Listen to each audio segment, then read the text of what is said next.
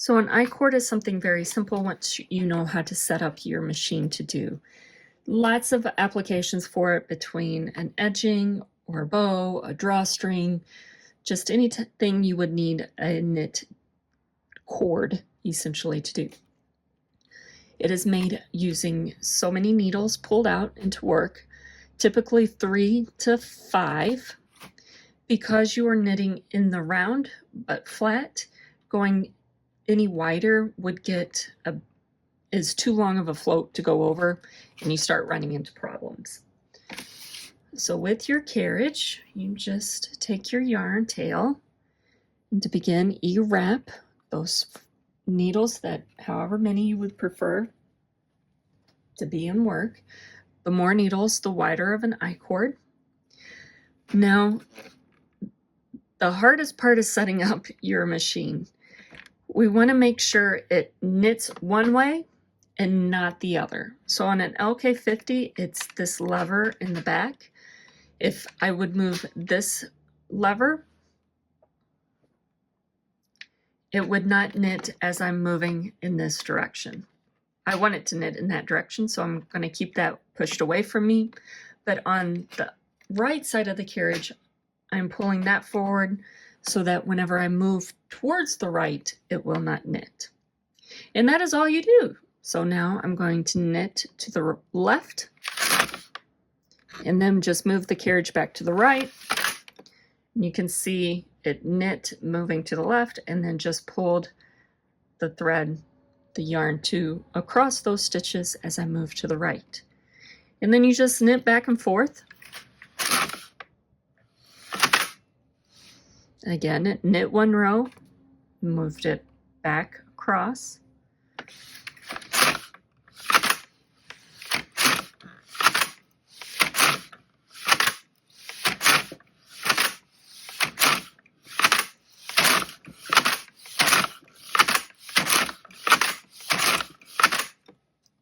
And there you can see that round cord is starting to form.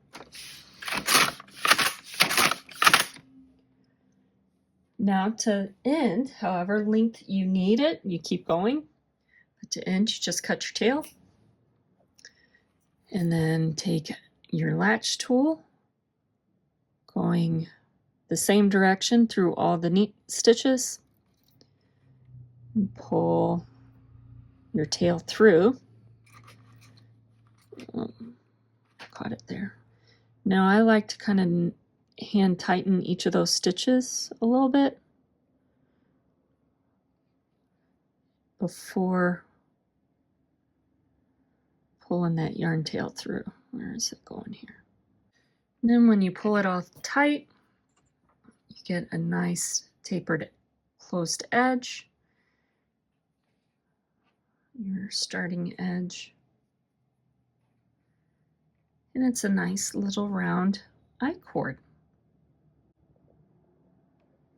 Now for this, you can make it into your cords for a hoodie or a waistband or around a bag to cinch it. You can also now sew this onto your finished edge of a project to finish off something, give it a nice clean edge. So many options.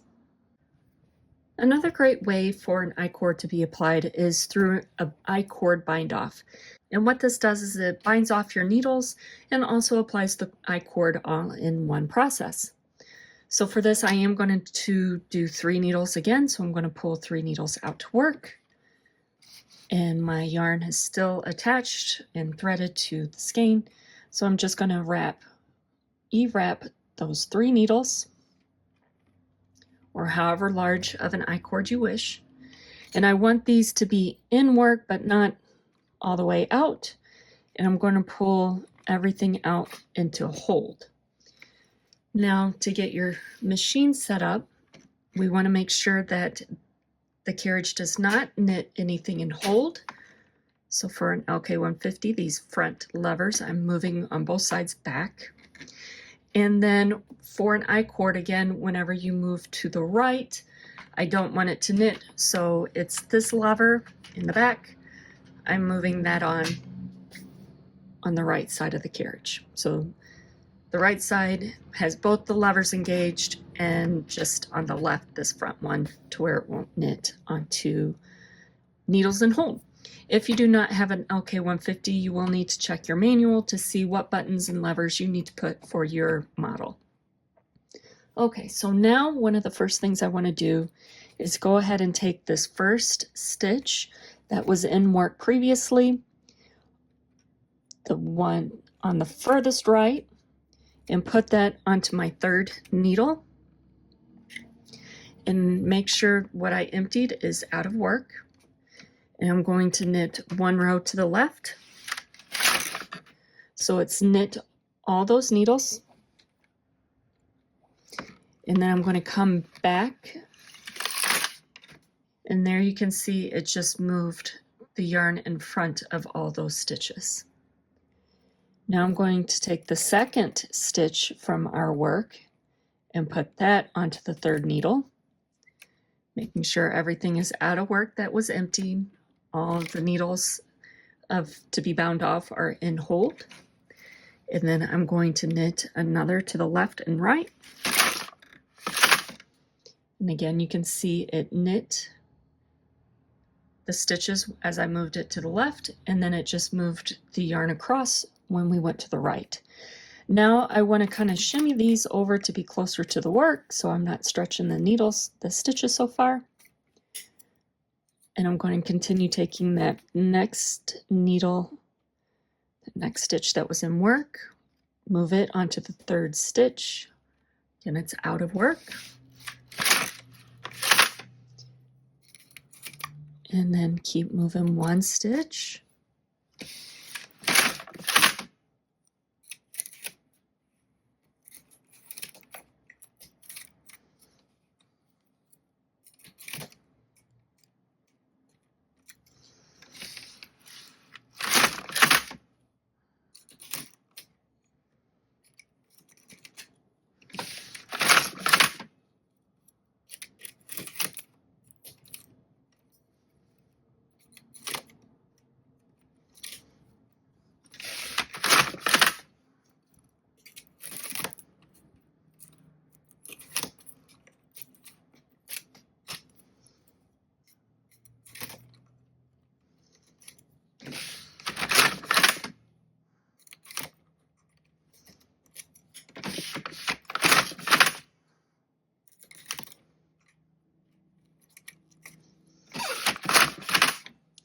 And there you go. There you can see the nice I-cord edging as you kind of tug that, pulls it in.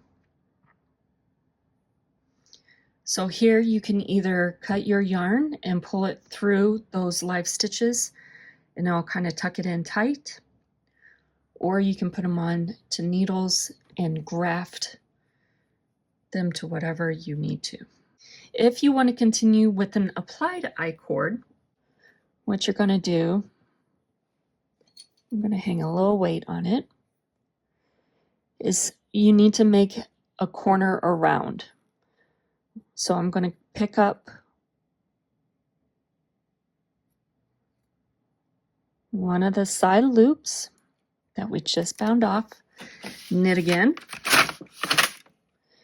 and go into that same kind of place again, lift it up, and we have made the turn. Now we can start working along these edge stitches. So I'm going to pull up another side loop.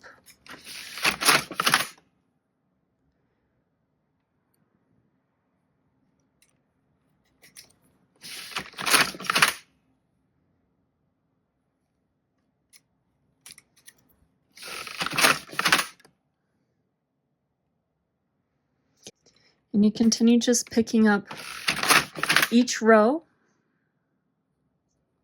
of that edge stitch, placing it on the third needle.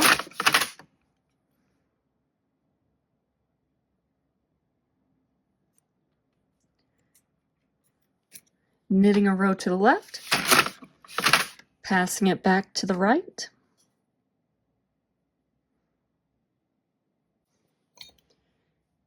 And there you can see we've made that corner turn nice and neat.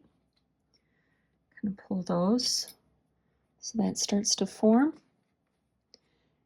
You have the nice I-cord edging already done on your project.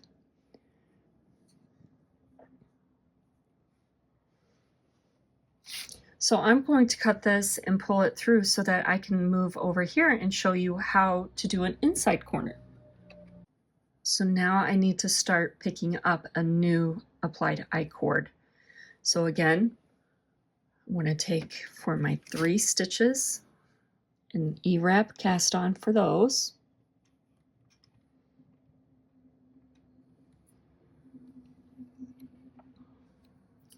And we want to make sure that as you're working, you are working with the good side of the fabric away from you. And that's because you get that little carry-on loop, that space on the back side, and on the front it's really seamless. So we want that space to be on the inside edge of your project. So with the right side facing away from me, and you have to, it's reverse kind of what you're used to, where we're used to working kind of top down. We need to make sure that as we're working, we're picking up and moving along. So as we knit, it moves this way. So as we're going, it's going to move along with it. So this was where I bound off previously. So I'm going to go through kind of both of them so I can encase all of that bind off thickness. My carriage is still set to where it won't knit items and hold, and on the right it won't knit as I move to the carriage to the right. So making sure my stitches are not in hold. And then pick up our next stitch.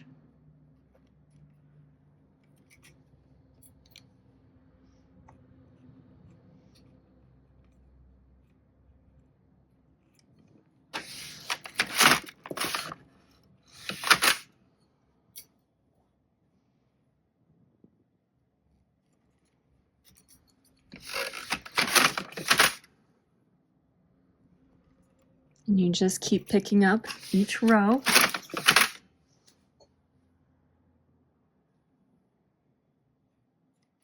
Or each stitch till you get to the corner, which is right here. So I have one more. So that was, here's where I start going back up to the side. Now, whenever we make the corner on this outside edge, we need to add stitches. This time we need to decrease. So I'm going to pick up the first stitch and the second stitch on that side and knit one row. And then move on up. And you can pick up either just one loop, you can go through both of the stitches to catch that full outside edge stitch, whatever you feel most comfortable with. And here we are to the outside edge. So I'm going to pick up kind of in between the two.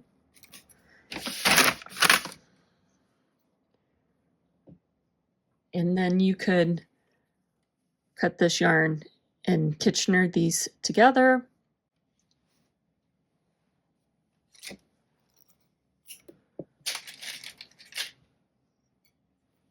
I'm going to go ahead and pull them through.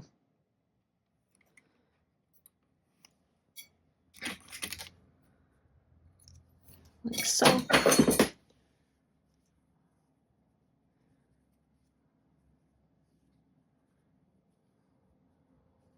You still have a decent, by the time you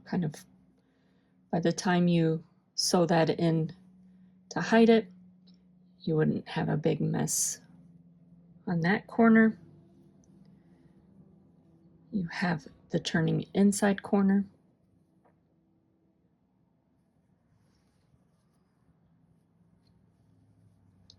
And the outside.